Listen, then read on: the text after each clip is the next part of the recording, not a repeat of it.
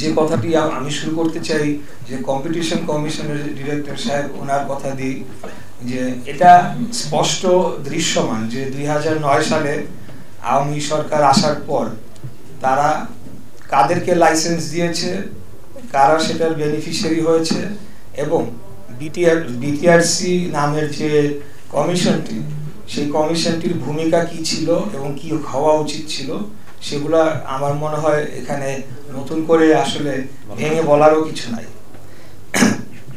এখানে বেনিফিশিয়ারি হয়েছে শুধুমাত্র সরকারের অত্যন্ত ঘনিষ্ঠ 2-4 ব্যক্তি বা ব্যক্তিবর্গ। এখানে অন্যান্য যে সকল সেক্টরে তারা যে কাজটি করেছিল একটা অলিগলি, আমরা বিভিন্ন বক্তব্যতে আমরা বিভিন্নভাবে সেটাকে বলেছি মাফিয়া সিন্ডিকেট, যেভাবে বলি এই টেলিকম সেক্টরেও একই কাজ করা হয়েছে। এখন বিষয়টি হচ্ছে যে আমি কেন আসছি, আমি এবং আমার থেকে আরো তরুণ যারা রয়েছে বা জেনজি যারা রয়েছে, আমাদের কাছে ইন্টারনেটটা একটা মৌলিক সেবাই এখন ধরে নিতে হবে না, এটা আমাদের কাছে একটা মৌলিক চাহিদা। এবং আমরা শুধু আমাদের দৈনন্দিন কাজকর্মের জন্য এটার উপর ডিপেন্ডেন্ট না, আরো অনেক বিষয়ে আমরা আমাদের কর্মক্ষেত্র বলেন বা শিক্ষার জন্য বলেন, ইন্টারনেটটা আমাদের কাছে অত্যন্ত প্রয়োজনীয় বা ইনফরমেশনটা জানার জন্য। তো সেখানে আমরা দেখেছি যে মাইকে সমস্যা করতেছে, এই মাইকটা ওইটা দেন, ওই মাইকটা দেন, ওইটা না, এটা না, এটা না, এই ওই মাইকটা দেন তো, দেন না, এটা দেন, হ্যাঁ এটা অফ করো। আমরা বিগত দিনে দেখেছি যে ব্রুটাল অপারেশন, পলিটিক্যাল অপারেশন চালানো হয়েছে বিরোধী দল মত যারা প্রকাশ করেছিল বিগত সরকারের বিরুদ্ধে, এবং সেগুলোকে ধামাচাপা দেওয়ার জন্য ইন্টারনেট শাটডাউন বন্ধ করা হয়েছে। এটি শুধু আমার কথা না, এটা আন্তর্জাতিকভাবে বিভিন্ন রিপোর্টেও, এবং ইউএস এর যে হিউম্যান রাইটস রিপোর্টটা আসে প্রতি বছর, সেখানে প্রতিবারই এটা উল্লেখ করা হয়ে থাকে যে ইন্টারনেট শাটডাউন করে যে বিভিন্ন ধরনের যে ব্রুটাল অপারেশন বা অমানবিক যে নির্যাতনের ঘটনাগুলো, সেগুলোকে ধামাচাপা দেওয়া হয়েছে। এখন এরপরে আসি যে এখান থেকে যারা বেনিফিশিয়ারি হয়েছে তারা সেই অর্থগুলাকে কোথায় নিয়ে গিয়েছে। আমাদের দেশের সম্পদ, দেশের অর্থ, সে অর্থগুলা আজকে কোথায়, কোন কোন দেশে পাচার করে ফেলা হয়েছে। এটা যদি আজকে বাংলাদেশের অর্থনীতিতে থাকতো, তাহলে আমাদের যে এখন যে ক্রাইসিসে আমরা আছি অর্থনৈতিক, সেই ক্রাইসিসটা থাকতো না। আমাদের এক ভাই বলে ফেলেছেন যে এই টেলিকমিউনিকেশন সেক্টরটাকে একটা লুটপাটের ক্ষেত্র হিসেবেই ব্যবহৃত করা হয়েছে, যেমন পাওয়ার সেক্টর, যেমন ব্যাংকিং সেক্টর, নিত্য প্রয়োজনীয় দ্রব্য বা কমোডিটিস সেক্টর, একইভাবে এই টেলিকমিউনিকেশন সেক্টর নীরবে নিভৃতে এখানে ব্যাপক লুটপাট যজ্ঞ চালানো হয়েছে। এটার পিছনে ব্যাপক সরকারের একটি অর্থ বাজেট ব্যয় করা হয়েছে, এবং সেটি কিভাবে ব্যয় করা হয়েছে এবং কারা কারা দুর্নীতি করেছে আমি চাই এবং আমি চাবো এবং আমি দাবিও রাখবো।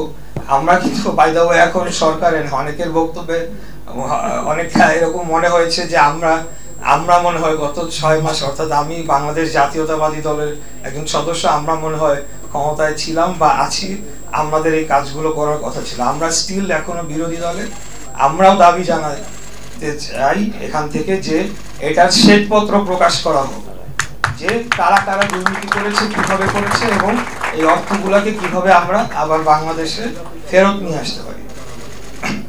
আপনারা জানেন যে ইনফো সরকার 1, ইনফো সরকার 2, ইনফো সরকার 3, এগুলো জনগণের ট্যাক্সের টাকায় বানানো ইনফ্রাস্ট্রাকচার, সেগুলোকে বিশেষভাবে বিশেষ ব্যক্তিবর্গর বা ব্যক্তি কোম্পানিকে সেগুলোকে টোটাল অথরিটি দিয়ে দেওয়া হয়েছে, তারা তাদের পার্সোনাল প্রপার্টির মতো সেগুলোকে ব্যবহার করেছে।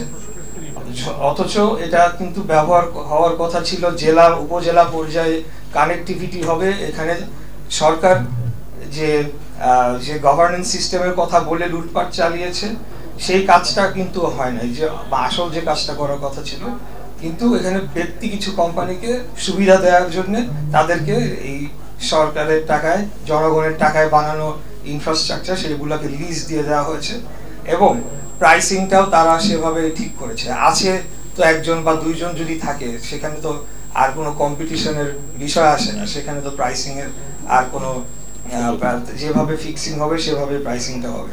তো মোবাইল নেটওয়ার্ক অপারেটররা ওনারা যে কথাটি বলেছেন খুব যুক্তিসঙ্গত কথা। ওনারা অনেক এখানে বাংলাদেশে এই সেক্টরে আসলে হিউজ পরিমাণ ইনভেস্টমেন্ট করতে হয় এবং দীর্ঘদিন লাগে সেটা রিটার্ন আসতে।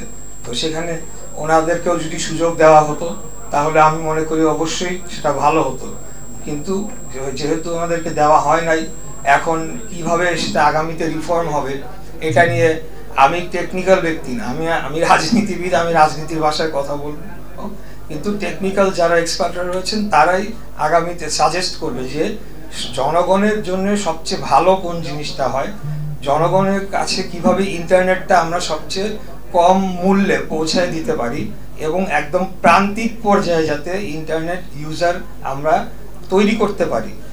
আগামী দিনে এখানে এআই এর কথা বলা হয়েছে, একজন বলেছেন, আপনারা জানেন যে AI is very vital and important. এটা আগামী দিনে এআইটা একটা নতুন একটা দিগন্ত আমাদের জন্য ওপেন আপ করে দেবে। সেখানে শিক্ষার্থীরাও যেমন এআই আর্টিফিশিয়াল ইন্টেলিজেন্স ইউজ করতে পারবে, এটা হেলথ কেয়ারেও ইউজ করা হবে। এখানে যারা কৃষকরা রয়েছেন তারাও এআই ইউজ করতে পারবেন, অনেক সমস্যার সমাধান কিন্তু এআই এর মাধ্যমে হবে। তো সেই ক্ষেত্রে আমি মনে করি যে প্রান্তিক পর্যায়ে ইন্টারনেট একদম সহজলভ্য করে দেওয়ার জন্যই তো আসলে ওই ইনফো সরকারের উদ্যোগগুলা ইনিশিয়ালি নেওয়া হয়েছিল, বাট সেটা হয় নাই, সেটা হয়ে গিয়েছে অন্য কিছু। সেখানে মনোপলি ডুওপলি করে সেখানে অর্থ লুটপাট করা হয়েছে। সেটিকে আগামীতে কিভাবে রোধ করা যায় সেটার জন্য যে পলিসি, সেটা পলিসি মেকাররা ঠিক করবে।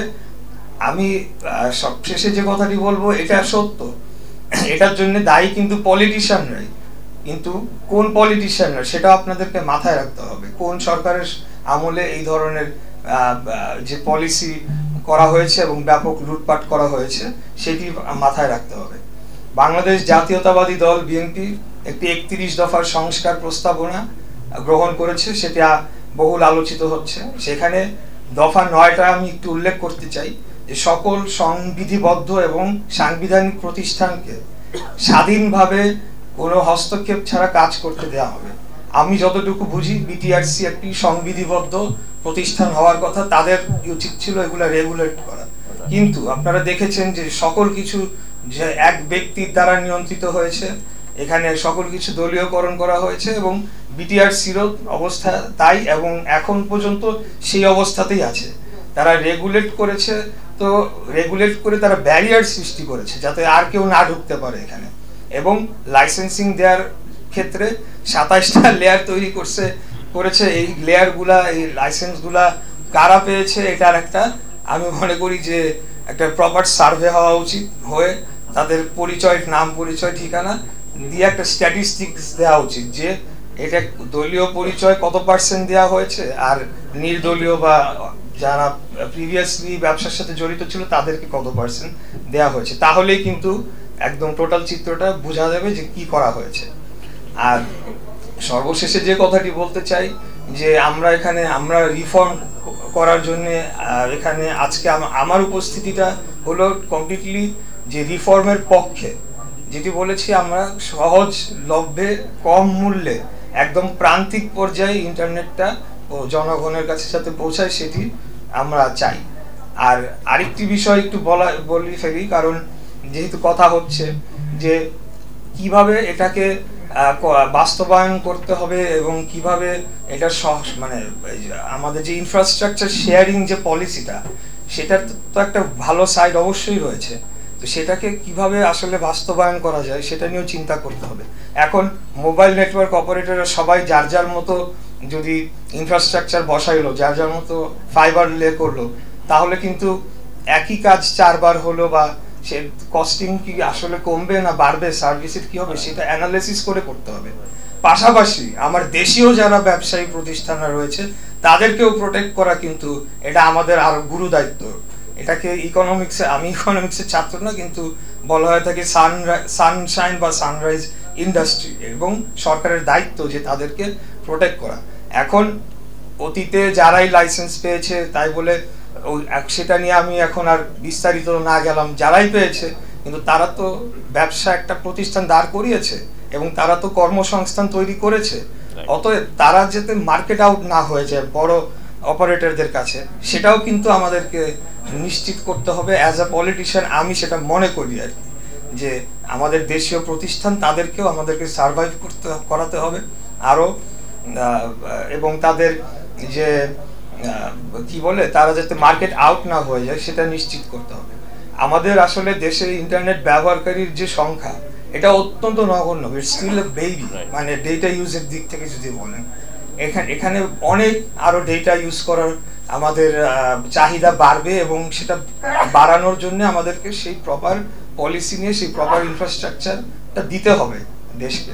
এবং আমরা চাই যে একটা স্ট্যাটিস্টিক্সে এসেছে যে 70% ডেটা ট্রাফিক গুগল, অ্যামাজন এবং ফেসবুকের কাছেই যায়, কিন্তু তাদের কোনো ক্যাশিং সার্ভার কিন্তু বাংলাদেশে নাই, যার কারণে আমরা অনেক লেটেন্সি এটা পুরোটা ঘুরে আসতে হয় এবং এটার বেনিফিটটা নিচ্ছে আমাদের পার্শ্ববর্তী রাষ্ট্র, তাদের ওখানে আছে।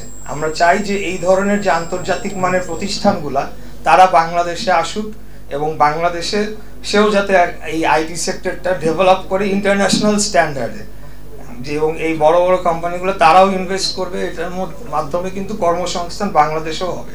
তো এই ধরনের পলিসিগুলো আগামী দিনে নেওয়া হোক। আমি আপনাদের মাধ্যমে, আপনারা ইন্ডাস্ট্রি এক্সপার্ট, আপনারা ইন্ডাস্ট্রি পলিসি মেকার, লিডার, যাই হোক আমরা রাজনীতিবিদরা যারা রয়েছি আপনাদের পাশে থাকব, যাতে করে আলটিমেটলি জনগণের স্বার্থটা রক্ষা করা হয় শেষ বেলায় গিয়ে। এটাই আমার বক্তব্য ছিল। তো আমি